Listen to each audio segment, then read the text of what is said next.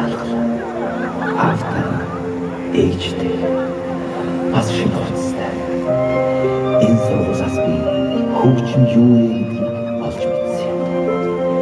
1995 өөр гэсэн гайхамшигт ертөнцтэй 3 найзтайгаа нийлээд нэг давхар байшин барив. Тэр байшингаа Камертон гэж нэрсэн. Одоо 2026. Камертон байшин 31 давхар. Харин миний хайрын хүч байшин 21 давхар болжээ. Магадгүй бидний энэ байшин энэ дэлхийн бүр энэ ертөнцийн хамгийн өндөр байшин болно гэдэгт би итгэж байна. Харин одоо би та бүхэндээ хайрын хүчийг